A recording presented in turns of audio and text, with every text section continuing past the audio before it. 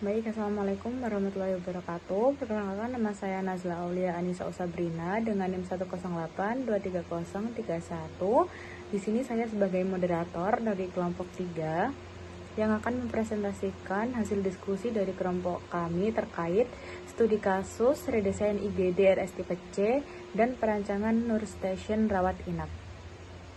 Sebelumnya, perkenalkan, anggota kelompok kami ada 7 orang. Yang pertama ada Aksendo Khairul Zaidan dengan NIM 02, ada Ananda Dwi Novsafitri dengan NIM 05, Kristina Elita Luciawati dengan NIM 11, Lili Anggola Mekarati dengan NIM 22, saya sendiri Nazla Aulia Anissa Usabrina dengan NIM 31, Serafina Maila Ivana Putri dengan NIM 35, dan yang terakhir ada Tiara Dwi Larasati dengan NIM. Studi kasus dari kelompok 3 ini dilatar belakangi oleh fasilitas pelayanan kesehatan memiliki risiko kerja tingkat tinggi karena kompleksitas pelayanan dan potensi bahaya bagi tenaga kesehatan, pasien, dan pengunjung. Berdasarkan pada Permenkes nomor 52 tahun 2018 tentang K3 di fasilitas pelayanan kesehatan, menyatakan bahwa setiap Fasiankes wajib menerapkan K3 secara optimal untuk menciptakan lingkungan kerja yang aman dan nyaman. Salah satu aspek penting dalam K3 adalah ergonomi atau kesesuaian antara pekerjaan dan manusia. Penerapan ergonomi yang tidak optimal seperti tata letak ruang yang buruk dan visibilitas rendah dapat menyebabkan kelelahan kerja, gangguan muskuloskeletal, serta meningkatkan risiko kecelakaan. Permasalahan nyata terlihat pada IGD yang mengalami congestion, alur triase yang tidak jelas dan visibilitasnya yang rendah, serta pada unit rawat inap dengan beban kerja tinggi akibat desain Nur Station yang tidak efisien. Kondisi tersebut berdampak pada keterlambatan pelayanan dan meningkatnya risiko keselamatan pasien. Oleh karena itu, diperlukan analisis dan perancangan ulang berbasis zoning dan ergonomi untuk meningkatkan efisiensi kerja, mengurangi risiko K3, serta mendukung keselamatan. Rumusan masalah pada studi kasus ini yang pertama, bagaimana analisis permasalahan tata letak IGD rumah sakit tipe C yang mengalami congestion, ketidakjelasan alur triase, serta rendahnya visibilitas Nur Station, serta pengembangan redesain IGD berbasis dengan zoning dan ergonomi dalam meningkatkan efisien waktu respon dan kapasitas pelayanan kesehatan. Yang kedua, bagaimana pengembangan desain Nur Station rawat inap pada rumah sakit dengan kapasitas 100 tempat tidur dalam meningkatkan efisiensi kerja perawat, optimalisasi jangkauan kerja, visibilitas, serta pengurangan risiko ergonomi. Studi kasus ini memiliki tujuan yang pertama untuk menganalisis permasalahan tata letak IGD rumah sakit tipe C yang mengalami congestion, ketidakjelasan alur triase, serta rendahnya visibilitas Nur Station dan pengembangan redesain IGD berbasis zoning dan ergonomi guna meningkatkan efisiensi waktu respon dan kapasitas pelayanan pasien. Yang kedua, untuk mengembangkan desain Nur Station rawat inap pada rumah sakit dengan kapasitas 100 tempat tidur dalam meningkatkan efisiensi kerja perawat, mengoptimalkan jangkauan kerja, visibilitas, serta mengurangi risiko pada ergonomi. Masuk pada studi kasus yang pertama, di mana ada redesign IGD rumah sakit tipe C, di mana kondisi IGD ini, IGD exiting mengalami congestion, alur triasenya tidak jelas, serta Nur Station yang kurang visibilitas. Sebelum masuk ke analisis dari K3 dan yang lain-lain, di sini saya akan menjelaskan terkait dampak dari permasalahan yang ada di IGD. Dari permasalahan yang pertama ada penumpukan pasien atau congestion ini berdampak pada aspek K3 di mana dapat meningkatkan risiko penularan infeksi, menghambat jalur evakuasi darurat, risiko kecelakaan kerja, serta beban kerja tenaga medisnya meningkat. Ada beberapa dampak dari penumpukan pasien ini, dampak pada efisiensi alur di mana proses registrasinya lambat, keterlambatan penentuan prioritas, delay penanganan pasien kritis, pengawasannya tidak optimal, keterlambatan transfer pasien, penumpukan data pasien, serta waktu pulang pasiennya tertunda. Kemudian ada dari permasalahan alur triasinya tidak jelas.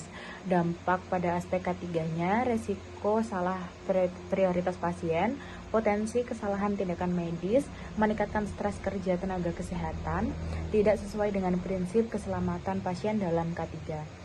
Untuk dampak pada efisiensi alurnya, tidak efektif, pasien kritis terlambat ditangani, pasien tidak terpantau secara sesuai dengan kondisi, tidak tepat sasaran, serta komunikasi antar tenaga medisnya terganggu.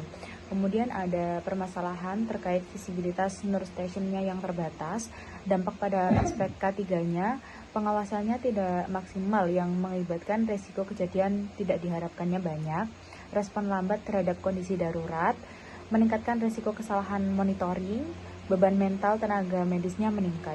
Kemudian dampak pada efisiensi alurnya, monitoring pasiennya tidak berjalan secara optimal, respon keterlambatan tindakan, komunikasi timnya tidak efisien, pencatatannya tidak real time, dan kualitas pelayanannya menurun.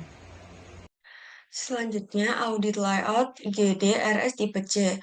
Audit ini menilai kesesuaian tata letak IGD dengan standar Permenkes nomor 52 tahun 2018 tentang K3 di fasilitas pelayanan kesehatan dan nomor 24 tahun 2018 tentang persyaratan teknis bangunan dan prasarana rumah sakit. Masalah utama yang terjadi dalam studi kasus tersebut antara lain penumpukan pasien, alur triase yang tidak jelas, serta visibilitas nurse station yang terbatas. Berdasarkan hasil audit, kondisi tersebut belum sesuai dengan standar yang berlaku. Hal ini disebabkan oleh zonasi pasien yang belum terpisah sehingga alur triase tidak berjalan optimal. Selain itu, nurse station belum memiliki visibilitas menyeluruh, padahal sesuai standar harus mampu memantau seluruh area pasien. Penumpukan pasien juga menunjukkan tata ruang belum sesuai kapasitas pelayanan yang seharusnya dirancang untuk menghindari kepadatan dan mempercepat respon. Masuk pada analisis kesesuaian regulasi K3 dengan studi kasus yang pertama, di mana audit ini menilai kesesuaian letak IGD dengan standar Permenkes nomor 52 tahun 2018 tentang K3 di fasilitas layanan kesehatan, di mana kondisi IGD exiting ini tidak sesuai dengan Permenkes karena belum berbasis manajemen resiko, tidak mengendalikan bahaya, dan tidak memenuhi prinsip ergonomi. Hal tersebut bertentangan dengan ketentuan bahwa perencanaan K3 harus berbasis resiko dan mencakup pengendalian berbahaya. Dampaknya adalah keterlambatan pelayanan, peningkatan beban kerja, resiko keselamatan pasien, sehingga redesign IGD menjadi langkah wajib untuk memenuhi standar K3. Baik, perkenalkan nama saya Kristina Elita Lusiawati dengan NIM 108230111. Di sini saya akan melanjutkan bagian efisiensi alur dan fungsi untuk studi kasus yang pertama. Dimulai dari identifikasi masalah, efisiensi alur pelayanan di IGD RS tipe C belum optimal. Akibat yang pertama, alur yang tidak terstruktur terutama pada area triase. Kedua, tidak adanya pemisahan jalur pasien, emergency, non-urgent, dan rujukan, menyebabkan penumpukan di pintu masuk dan memperlambat penanganan awal. Terjadi crossing flow antara pasien, tenaga kesehatan, logistik yang menghambat mobilitas serta meningkatkan resiko keselamatan pasien. Yang ketiga, ada tata letak ruang yang tidak sesuai dengan alur pelayanan. Dan yang terakhir, posisi nurse station yang kurang strategis membuat pengawasan pasien dan koordinasi kerja menjadi tidak maksimal. Bagian selanjutnya yaitu masuk dalam upaya peningkatan efisiensi IGD. Ada dua optimalisasi, yaitu yang pertama optimalisasi alur dimulai dari penataan alur sistematis, mulai dari masuk, triase, pelayanan hingga keluar. Penerapan one lane flow untuk menghindari penumpukan, dan yang terakhir pemisahan jalur pasien dan tenaga kesehatan. Yang kedua yaitu optimalisasi fungsi ruang. Penempatan nurse station secara sentral untuk visibilitas optimal. Yang kedua ada pengelompokan zona merah, kuning, hijau sesuai dengan tingkat kegawatan. Yang ketiga penataan ruang sesuai dengan urutan pelayanan untuk mempercepat respon. Dan yang terakhir mengurangi crossing flow agar mobilitas lebih efisien. Baik, selanjutnya yaitu redesign IGD. Jadi layout IGD dibagi menjadi beberapa zona utama yang saling terhubung, yaitu zona triase, zona perawatan atau bed area, dan zona nurse station. Setiap zona memiliki fungsi spesifik namun tetap terintegrasi dalam satu sistem pelayanan. Pada zona triase dan tindakan awal itu ditempatkan di dekat pintu masuk IGD. Tujuannya untuk mempercepat identifikasi kondisi pasien, memaksimalkan penanganan pada golden time, dan mengurangi penumpukan di area pintu masuk. Lalu, pada zona perawatan atau bed area itu ditempatkan di sisi kanan dengan susunan tempat tidur berbentuk paralel. Tujuannya untuk memudahkan observasi pasien secara bersamaan, memanfaatkan ruang lebih efisien dan mendukung pengendalian infeksi. Lalu, zona nurse station itu ditempatkan di tengah sebagai pusat kontrol pelayanan. Tujuannya yaitu jarak ke pasien lebih merata, juga visibilitas tinggi atau minim blind spot, dan koordinasi tenaga medis lebih efektif. Selanjutnya yaitu hitungan improvement waktu respon dan kapasitas bed. Improvement waktu respon itu dihitung berdasarkan waktu tempuh dari nurse station menuju pasien. Setelah redesign, jarak menjadi lebih pendek karena nurse station ditempatkan di tengah. Perhitungan waktu responnya menurut asumsi itu sebelum redesign 6,7 detik dan setelah redesign itu 5 detik. Peningkatan efisiensi dihitung sebagai berikut, yaitu 6,7 dikurang 5 per 6,7 dikali 100%. Hasil menunjukkan peningkatan efisiensi sekitar kurang lebih 25%, yang berarti tenaga kesehatan dapat menjangkau pasien lebih cepat setelah perbaikan tata letak. Lalu, improvement kapasitas bed itu dihitung berdasarkan lama pasien dirawat atau length of stay, loss. Semakin singkat waktu pelayanan, maka semakin banyak pasien yang dapat dilayani. Perhitungan kapasitas menurut asumsi yaitu loss sebelum redesign 6 jam dan loss setelah redesign 4,8 jam. Perbandingan kapasitasnya yaitu 6 per 4,8 sama dengan 1,25 kali. Artinya terjadi peningkatan kapasitas sekitar kurang lebih 25%, sehingga dengan jumlah tempat tidur yang sama, IGD dapat melayani lebih banyak pasien.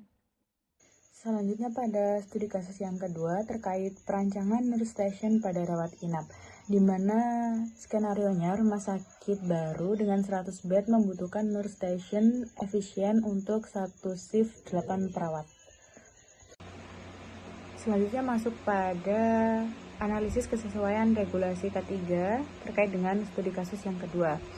Dari aspek yang pertama, jarak kerja, potensi masalahnya nurse station jauh dari pasien, di mana hal tersebut tidak sesuai dengan Permenkes 52 tahun 2018 karena tidak berbasis manajemen resiko yang nantinya akan mengakibatkan kelelahan kerja dan menyebabkan responnya lambat. Kemudian dari aspek visibilitasnya, potensi masalahnya pengawasannya jadi terbatas. Itu tidak sesuai karena tidak ada pengendalian hazard yang mengakibatkan monitoringnya tidak optimal sehingga resiko keterlambatannya sulit dideteksi. Kemudian dari aspek ergonomi, potensi masalahnya tata letak tidak efisien, di mana tidak sesuai karena tidak memenuhi prinsip ergonomi yang mengakibatkan postur buruk, resikonya cedera. Kemudian dari aspek beban kerjanya, potensi masalahnya satu perawat itu kurang lebih 12-13 pasien. Itu tidak sesuai dengan Permenkes karena resikonya tidak terkendalikan yang mengakibatkan burnout dan terjadilah human error.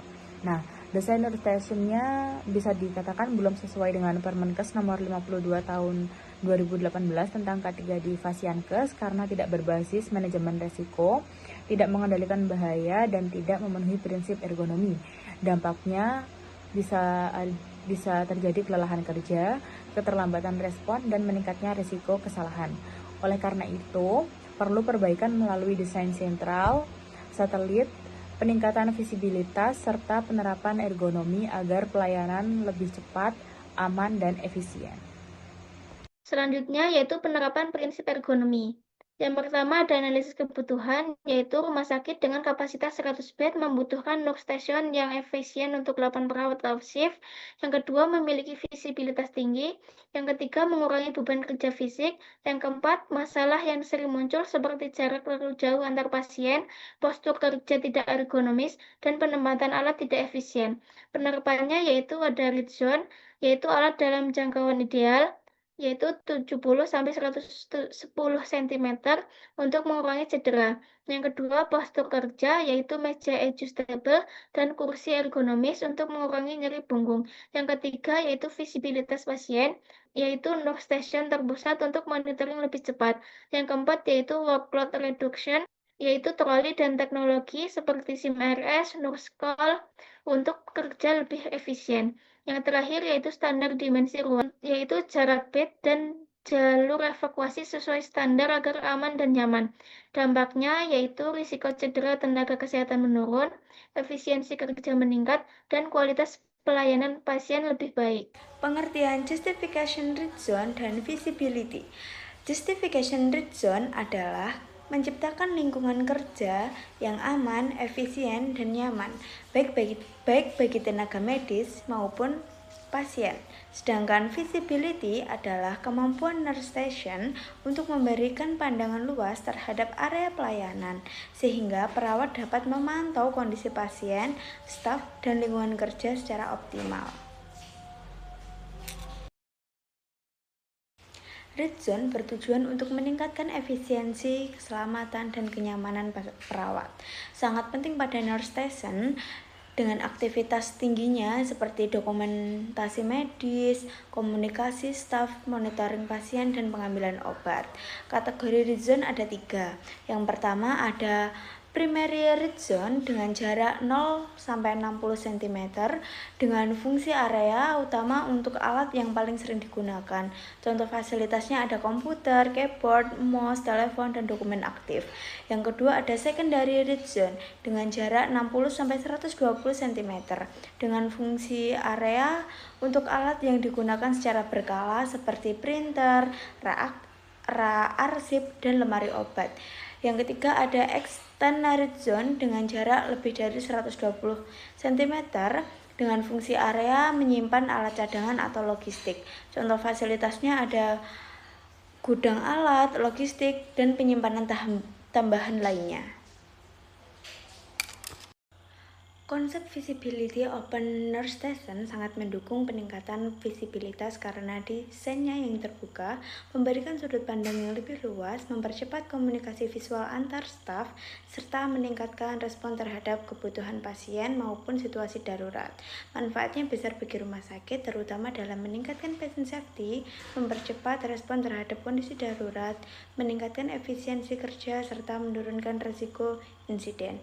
Dengan visibilitas yang optimal, perawat dapat mendeteksi perubahan kondisi pasien lebih cepat dan memberikan pelayanan yang lebih responsif dan menjaga kualitas pelayanan secara keseluruhan. Komponen visibility ada 4. Yang pertama ada posisi sentral. Nurse station ditempatkan di pusat area rawat inap untuk memaksimalkan jangkauan visual. Yang kedua, open nurse station dengan desain yang terbuka untuk memperluas sudut pandang dan komunikatif antar staf. Yang ketiga ada minimal blind spot, yaitu mengurangi hambatan visual dan area tertutup. Yang terakhir atau yang keempat adalah sideline dengan 360 derajat untuk memungkinkan pemantauan menyeluruh ke seluruh area penting. Pengertian ergonomic risk assessment. Ergonomic risk assessment adalah proses identifikasi, evaluasi, dan pengendalian risiko fisik yang dialami oleh tenaga kesehatan selama bekerja.